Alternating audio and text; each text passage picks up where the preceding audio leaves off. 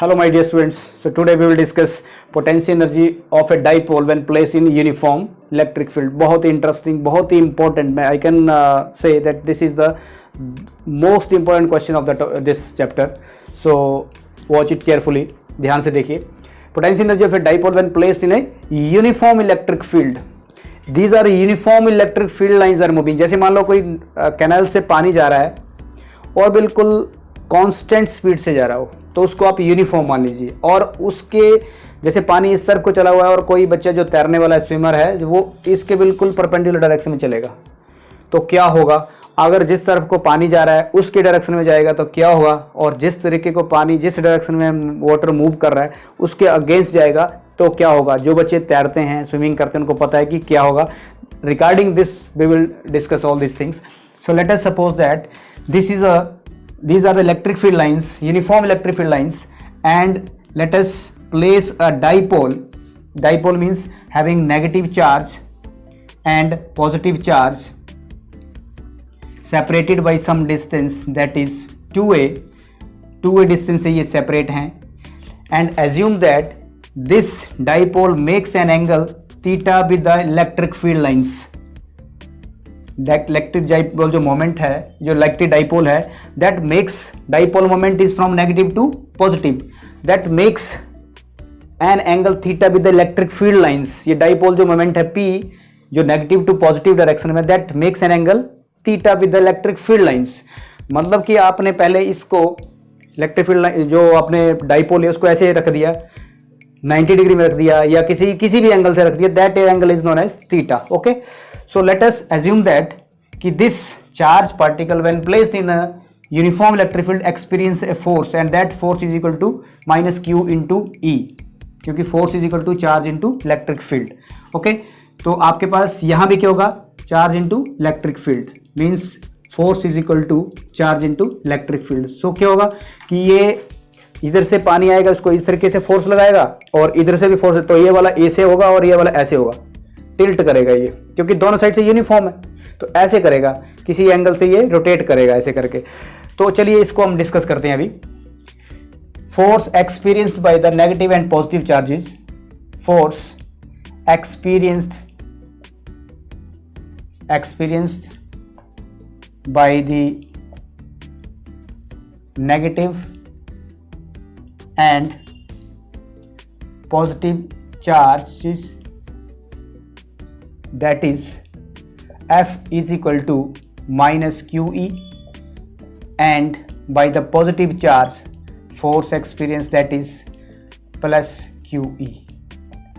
ठीक है, अब देखिए आप इसने फोर्स एक्सपीरियंस किया तो टोटल वर्क डन जो आपके पास आएगा उसको कैसे फाइंड आउट करेंगे हम, क्योंकि आपको फाइंड आउट करना है potential energy of a dipole. Means कि जो हम वर्क डन करेंगे that will stored as energy and that is known as potential energy of a dipole when placed in uniform electric field. तो हमने force find out कर लिया.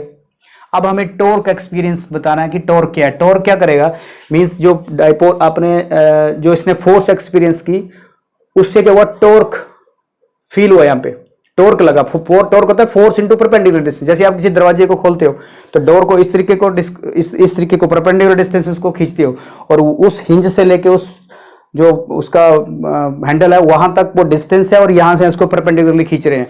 तो आपके पास जो torque experience of that is force into perpendicular distance. ये इसका फॉर्मूला है फोर्स टॉर्क का. Torque is a force into perpendicular distance.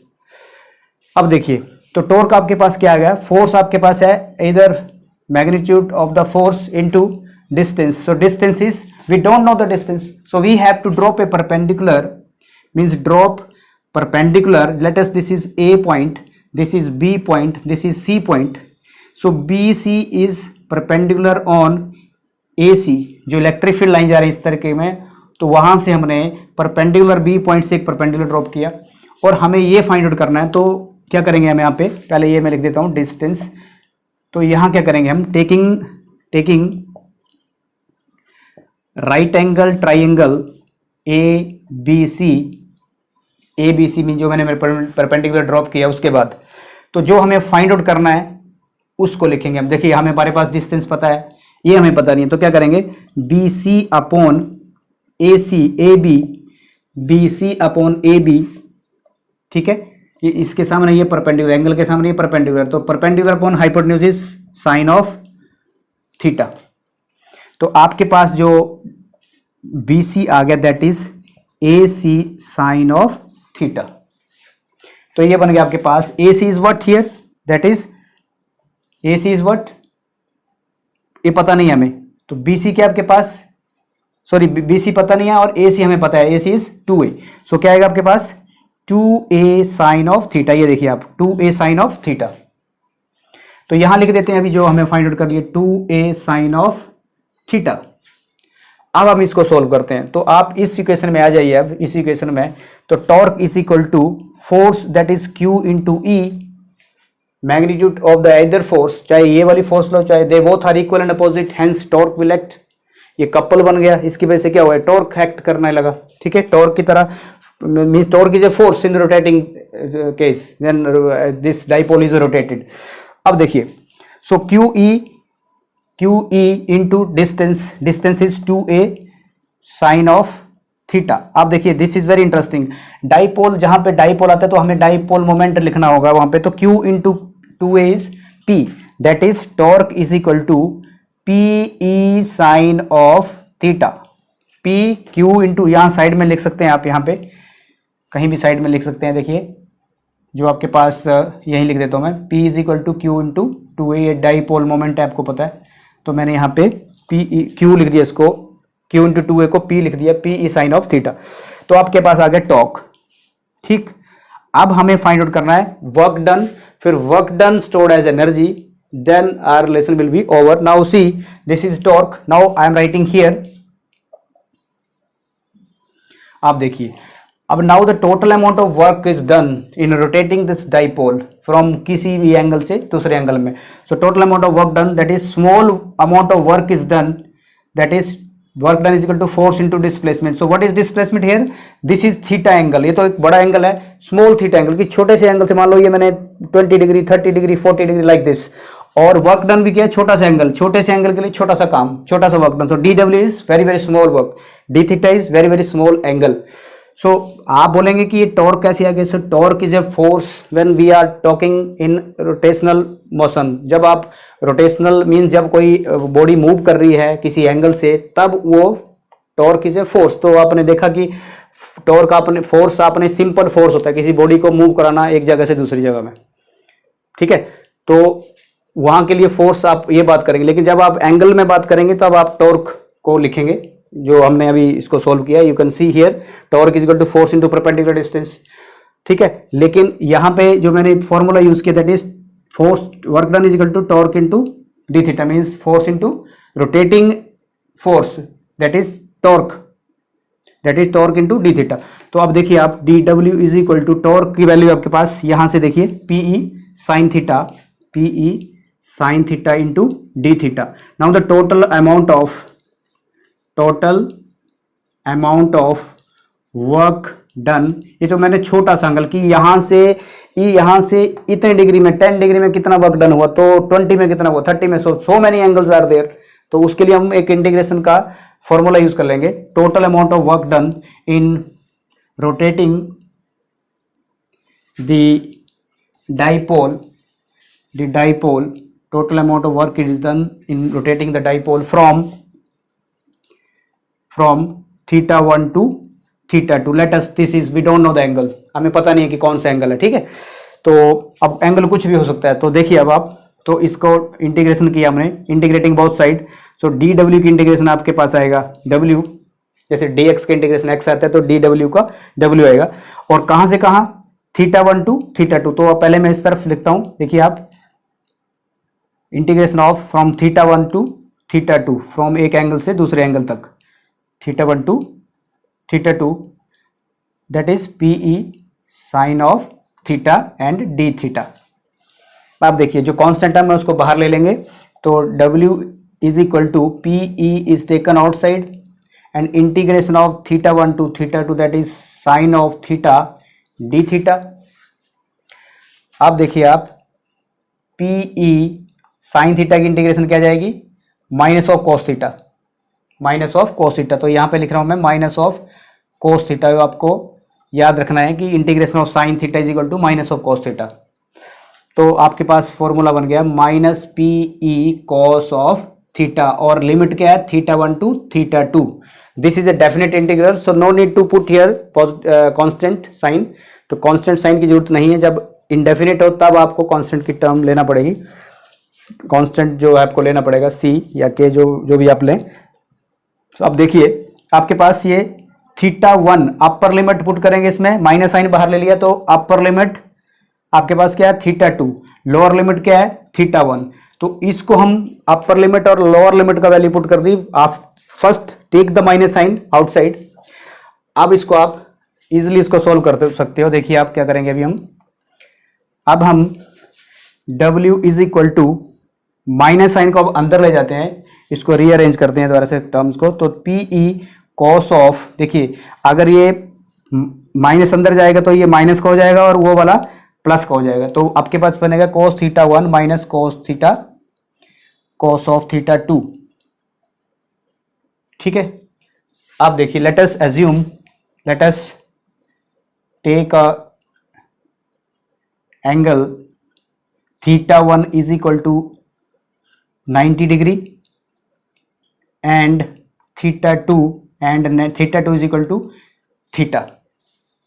अब ध्यान से देखना, θ1 मैंने क्या किया कि जब इलेक्ट्रिक फील्ड लाइंस इस तरीके को मूव कर रही थी तो मैंने जो आदमी, मान लो कोई suppose one person is swimming perpendicular to the uniform electric field lines, तो वो एंगल 90 डिग्री होगा। तो वैसे ही इलेक्ट्रिक फील्ड लाइंस इस तरीके को जा रही है और इलेक्ट्रिक डाइपोल मोमेंट, इलेक्ट्रिक जो डाइपोल है वो ऐसे है परपेंडिकुलर, तो वो एंगल 90 डिग्री हुआ।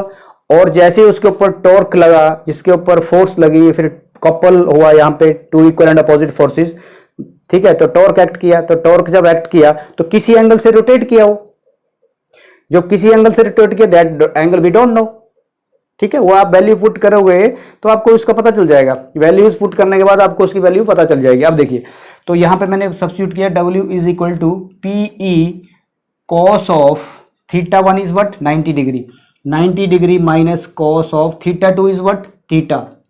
ये देखिए, तो आपके पास क्या आ गया, ये W is equal to P E cos of 90 is 0 minus cos theta. Cos theta आपके पास कुछ नहीं है, वो कुछ भी पुट कर सकते हैं आप। तो आपके पास जो रिलेशन है ultimately that is, I am going to rub this first few lines. ये देखिए अब ध्यान से, तो क्या बनेगा आपके पास, ये W is equal to minus P E cos of theta. आपने टॉर्क में पढ़ा था ये पी ई साइन थीटा, और यहां पे आपके पास आ रहा है minus P E cos of theta. This work done stored as energy, this work done stored as energy. ठीक है, जो आपने काम किया वो एनर्जी की फॉर्म में स्टोर्ड हुआ। जैसे आप अभी लॉकडाउन का टाइम है, बहुत सारे लोगों को सैलरी नहीं मिल रही है, तो उन्होंने कुछ पैसे रखे होंगे। कब रखे थे, जो उन्होंने काम किया था उस पैसे को फिर बैंक में रखा था, अपने घर में रखा था। अब वो एनर्जी का काम कर रहे हैं, मतलब उससे वो कुछ खाने पीने का सामान ले रहे हैं। मान लो अगर उनको सैलरी नहीं मिली तो, क्लियर। तो यहां भी क्या हुआ कि जो हमने वर्क डन किया, that work done stored as energy.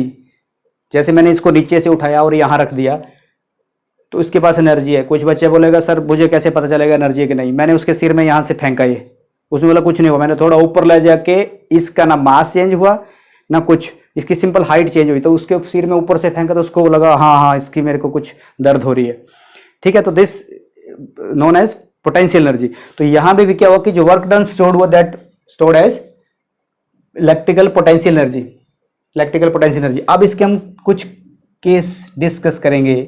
आप देखिए फर्स्ट केस है इसका, इसको मैं रब भी कर देता हूं। इसका फर्स्ट केस देखिए आप, फर्स्ट केस देखिए इसका आप, ये मैंने angle theta, suppose this is 0 degree and first, चलो 0 डिग्री से स्टार्ट करते हैं कि जिस डायरेक्शन में इलेक्ट्रिक फील्ड लाइंस मूव कर रही हैं उसी डायरेक्शन में इलेक्ट्रिक डाइपोल भी मूव कर रहा है, स्विमिंग कर रहा है या फोर्स एक्सपीरियंस करके उसी डायरेक्शन में जा रहा है। तो दे बोथ आर पैरेलल। इसका मतलब electric field lines and dipole moment parallel to each other. तो क्या होगा, cos 0 is 1, so u is equal to minus PE means this is in stable equilibrium. Stable equilibrium. उसको कोई ज़्यादा फोर्स नहीं लगाना पड़ेगी, ज़्यादा एनर्जी यूज़ नहीं करना पड़ेगी, क्योंकि पानी जा रहा है उसमें कोई पत्ता फेंक दो अपने आप चल पड़ेगा वो, ठीक है, उस डायरेक्शन में चल पड़ेगा। आदमी जिसको तैरना नहीं आता है, हाई स्पीड में पानी मूव कर रहा है, उसमें गिर जाओ, पर गिरना मत आप, ठीक है। कि आपने बोला सर, आपने अभी बोला कि गिर जाओ, तो means those who are knowing the swimming, those who know how to swim, उनकी बात कर रहा हूं मैं। तो एकदम से वो, उनको कोई एनर्जी नहीं लगाना पड़ेगी, एकदम से चले जाएंगे वो, ठीक है। तो यहां पे क्या होगा कि ये एक स्टेबल इक्विलिब्रियम है, ठीक है। अगर अब मान लो आप थीटा में यहां पे 90 डिग्री ले लेता हूं कि आप पानी ऐसे जा रहा है और आदमी कोई इस डायरेक्शन में परपेंडिकुलरली मूव कर रहा है, स्विम कर रहा है, तो उसको ज़्यादा फोर्स एक्सपीरियंस होगी, क्योंकि वो थीटा की वैल्यू क्या है, कोस 90 होता है 0। इसका मतलब वो, उसके पास पोटेंशियल एनर्जी मिनिमम है, उसके पास एनर्जी नहीं बचेगी, क्योंकि वो, उसको हाई एनर्जी यूज़ करना पड़ेगी। तब तक पानी का स्पीड इतना है, पानी के पास एनर्जी इतनी कि उसको साथ में ले जाएगा, तो उस टाइम ये U इज 0, पोटेंशियल एनर्जी जो होगी वो 0 होगी। और अगर एक और केस लेते हैं हम, theta is equal to 180 degree ले लिया मैंने, theta is equal to 180 degree means पानी का एग्जांपल दे रहा हूं मैं, पानी इस डायरेक्शन में जा रहा है हाई स्पीड में और आदमी उसके अगेंस्ट मूव कर रहा है, तो देखिए क्या होगा, कोस 180 की वैल्यू आएगी -1, तो आपके पास ये आएगी वैल्यू प्लस PE, उसके पास हाई पोटेंशियल एनर्जी होगी उस time. This is in unstable, उसको ज़्यादा एनर्जी यूज़ करना पड़ेगी और उसके पास इतनी होगी नहीं, ठीक है। It depends upon the strength of the person. Unstable, this is unstable equilibrium, unstable equilibrium. तो ये केस थे आपके पास कि जैसे मैंने आपको अभी बताया कि अगर थीटा आपके पास 0 डिग्री है, then U is equal to -PE, ठीक है। बहुत जल्दी नेक्स्ट टॉपिक डिस्कस करेंगे, तो तब तक के लिए take care, bye bye, thank you.